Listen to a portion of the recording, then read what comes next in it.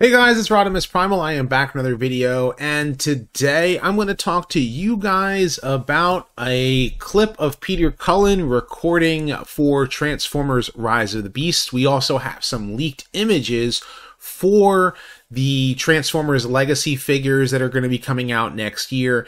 And on top of that, hey guys, it's Rodimus Primal. I am back with another video, and today I'm going to talk to you guys about Peter Cullen's voice recording that they showed for Transformers Rise of the Beast that brings in an interesting point about the storyline for the movie.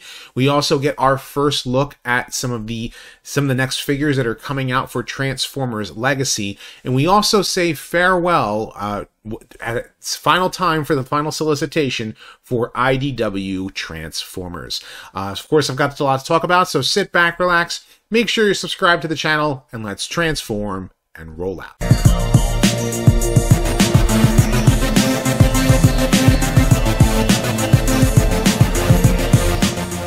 Consider supporting the channel on Patreon, becoming a channel member, or purchase some merch on my Spring store today. So the first thing that I want to talk to you guys today about is, well, it's kind of a little bit of a cleanup because a lot of folks have been waiting for my next Transformers retrospective, and I know that some of you have been waiting for quite some time. I'm really trying to work on this video to make it as good as I possibly could. I've had a lot of, family stuff that's been happening, so I am going to be letting you guys know ahead of time that I am working on a Hound retrospective, which is kind of funny that this particular figure came out because they were looking at the next retro G1 reissue for Walmart. They're going to take the G1 figure and make it in more animation accurate colors, which is kind of neat because the original Hound figure was much more drab and military colors. And so we get a closer look at what his vehicle mode looks like, which is pretty cool, and all of his accessories. We also get to see him with all of his weapons and gear, which is great. The color scheme here, I actually like this a little bit better than, I have a G1 Hound myself, so seeing this particular figure in these colors is great. However, there's also the rumor that they are going to be doing Hound for, Legacy. I believe it's the Buzzworthy Bumblebee line. They're going to be doing a retool of the Siege Hound and giving us an Earth mode for him. So it's like, okay, do you want the G1 figure or do you want the Earth mode for, made out of the same mold as the Siege figure? So I'm really curious as to what that Jeep is going to look like, because this is a character who kind of doesn't get as much love as he's supposed to. And yeah, so I'm going to make sure that I'm treat the character really well with this retrospective coming out. So I'm really hoping that everybody really enjoys that by the time this Christmas rolls around. So I know I was supposed to have it out by Thanksgiving, and things just got in the way. But anyway, so this is something I think is pretty cool. I'm really looking forward to when we actually see some official images and maybe some box art too. On top of that, if you had backed the HasLab Deathsaurus, there is a little surprise.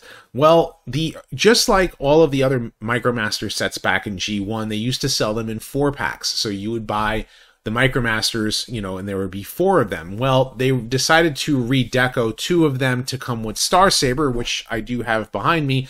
And you ended up getting, Fire and Holy. Well, now you get Pippo and Boater with Deathsaurus, so that completes the 4 of them. Still would like to see Clipper, but actually getting these particular figures, known by the American names Fix-It and Sea-Watch. Interesting. Very, very interesting. I wonder if we're going to see a redeco out of them, out of Pippo and Boater as Fix-It and Sea-Watch. Interesting. Very, very interesting.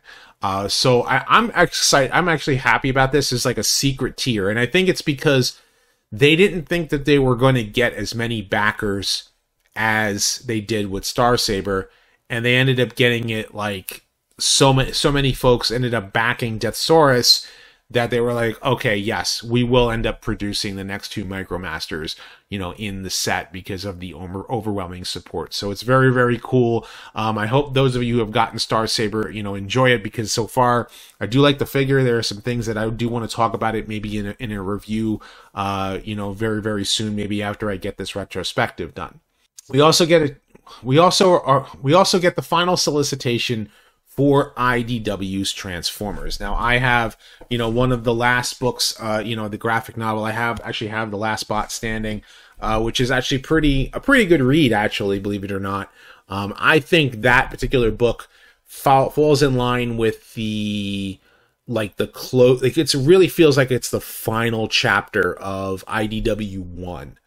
Whereas I believe, what was it? Fall of Cybertron is the closing for, or was it Fate of Cybertron is the closing for IDW's rebooted continuity, and Shattered Glass 2, issue number 5, is the last comic that they will be publishing, and I believe it's starting to hit newsstands, of IDW, period. Once this is done, it's now December of 2022, the license for IDW has now been expired, and then I'm willing to bet sometime in the near future we're going to find out who is going to be taking over the license. And with that said, I mean, Shattered Glass has been a continuing story. This is basically like the 10th issue of Shattered Glass. And so you get the heroic Autobot, or a heroic Decepticon. It's really weird to say that, for Soundwave. And so if you did order the figure, which is basically the next Netflix mold with a new head with the headband, for Soundwave, you kind of get some interesting story details with it. Now, I have not been a big follower of Shattered Glass. I do know that some folks really, really love the whole concept of this mirror universe, but I mean, it's not something that I'm into, but I do think it is something that is kind of cool. And so for anybody who's a fan of it, this would be your final chance to see where the story goes. Now, these particular 2 leaks right here, I think, actually got me very, very, very excited.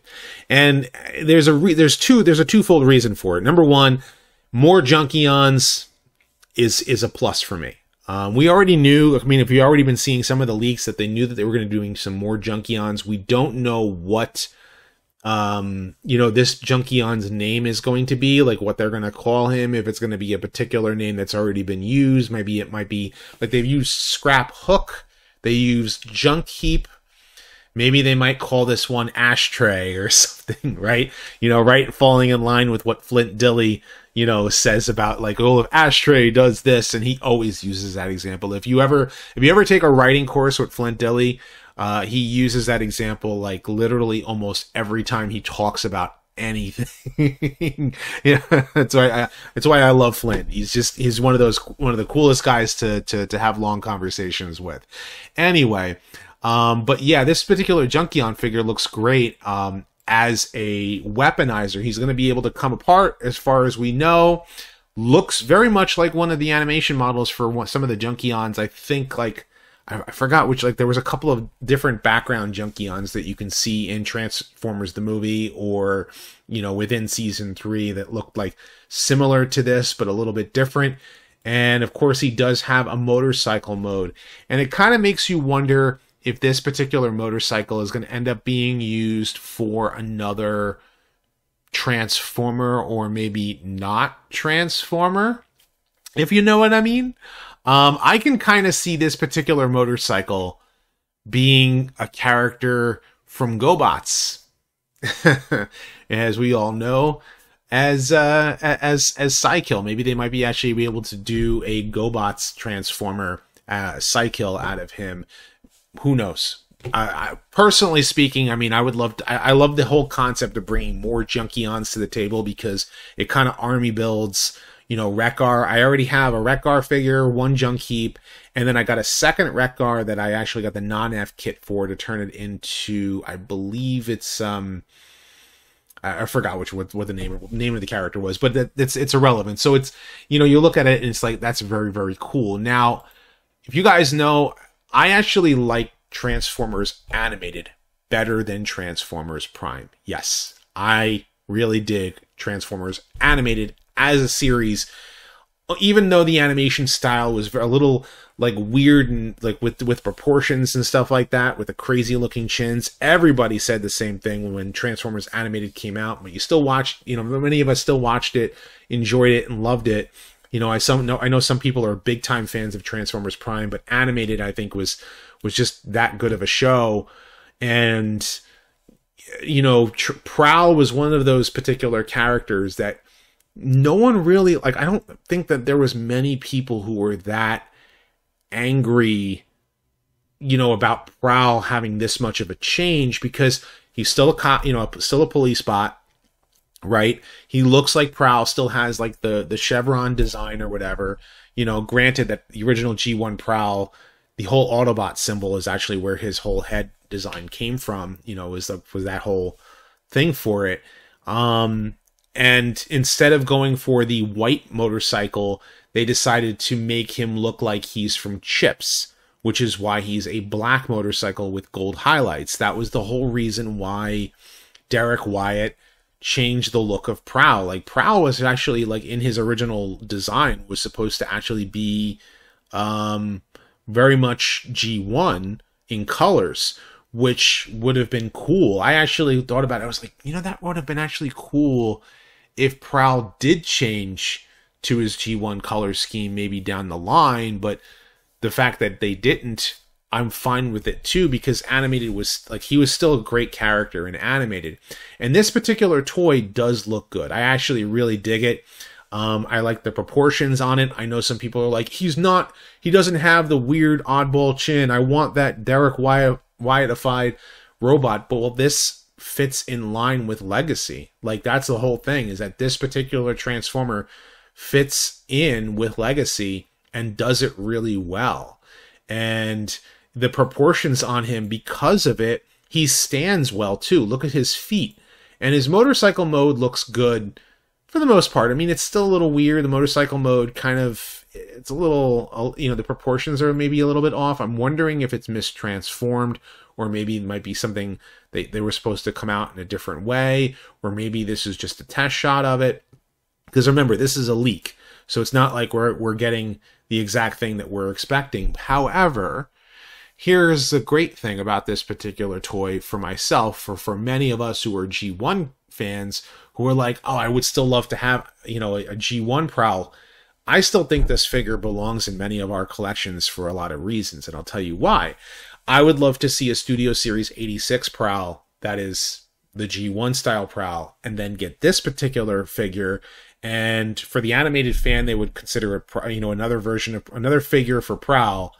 For me, I would be like, well, let's call him Night Prowler, the Autobot Night Prowler. Yes, I know, I think that there is a Night Prowler, but yeah, I'm going to call this the Autobot Motorcycle Night Prowler. That will work for me, for my own personal lore. Just the same way that I look at Prime RC as not RC, I look at this Prowl as, okay, maybe either he is an update of Prowl, or maybe he's a secondary character that is the Cyber Ninja Night Prowler, who's nicknamed Prowl. Like, that would be kind of a cool lore to, like, have the two characters be able to cross with each other and be in the same universe.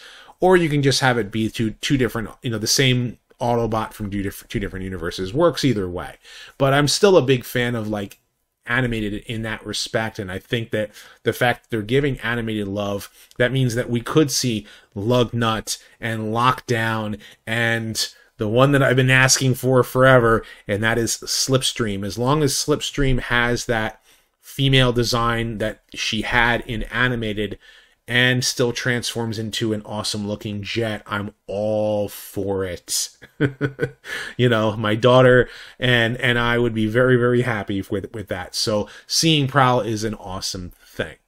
Now, for those of you who have been paying attention, I've been kind of hypercritical about Transformers Rise of the Beasts. I am kind of annoyed about a particular character, especially after hearing some of the leaks from some of the people who have done test screenings of Rise of the Beasts, because a particular character that's one of my favorites is Wheeljack, and not getting, you know, having Wheeljack not be consistent from the way he looked in Bumblebee into now, it's just kind of like, I can't, it's like another one of those things where how do you break the continuity with that? How do you do that for me? And so I'm sitting to myself, do I really want to see Rise of the Beasts in the theater? You know, if you're going to do that to, you know, the longtime fans.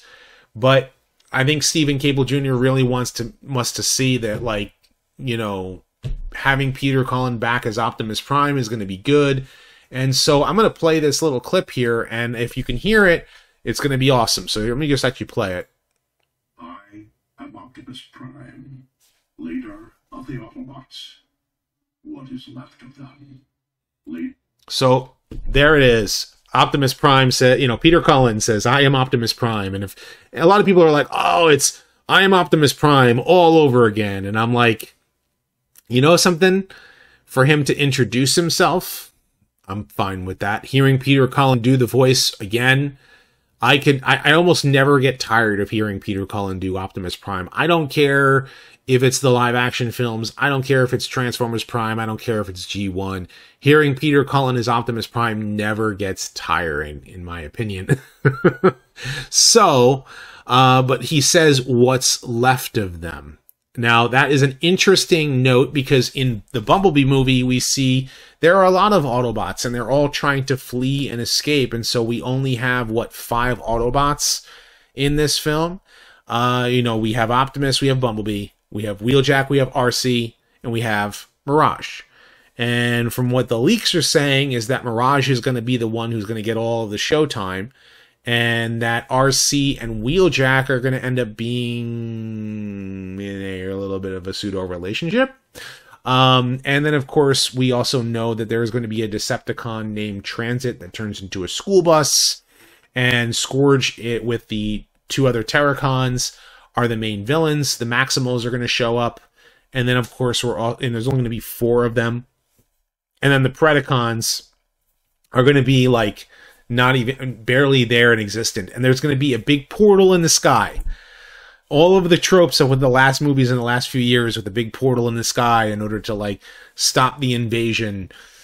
Yeah, we're going to get that all over again. So it kind of makes me worry about whether or not this movie is going to be good, or it's going to be very cliche, or it's just going to be a popcorn flick where you just kind of like turn your brain off and watch it.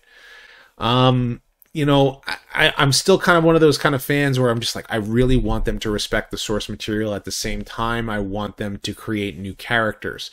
When I think of Wheeljack, I'm like, you could have made it just a new character. You know, you could have made it a brand new Autobot. And I think every single Transformers fan that was expecting some form of continuity would have been okay with it. And hearing Peter Cullen as Optimus Prime, of course, is always going to be a fantastic thing. We all want to see Peter Cullen play Optimus Prime until the end of time. So I'm on the fence about this quite a bit because I've always said I'm cautiously optimistic, and it's like, well, you got to give it a chance. And it's like Stockholm Syndrome, man. You know, when you're a Transformers fan and, you know, you've been one since the beginning and you're like, they keep changing it in a way that, like, it doesn't, like, the changes are almost too extreme, you know, for some people. And I think it's like, where do you draw the line between good changes and, you know, off the wall, like crazy changing or what have you. And so hearing Peter Cullen do Optimus Prime again is fantastic. And I'm interested to hear, you know, what happened to many of the other Autobots that had come to Earth. Where did they go? Where, you know, are they going to end up getting killed off, like off screen, or, you know, or maybe there's some Autobots in hiding somewhere. We'll find out. We'll find out, of course. And maybe this movie might be really, really good. It might blow everybody's, you know, expectations away, or it might be garbage. We don't know. We don't know. That's the thing. Like with Transformers movies, like Bumblebee surprised me. You know, it was a really fun flick. You know, it was really that olive branch that I think a lot of G1 fans wanted. You know, Peter Cullen was great as Optimus Prime again there. And I'd like to see him still play Optimus Prime in the cartoons, you know?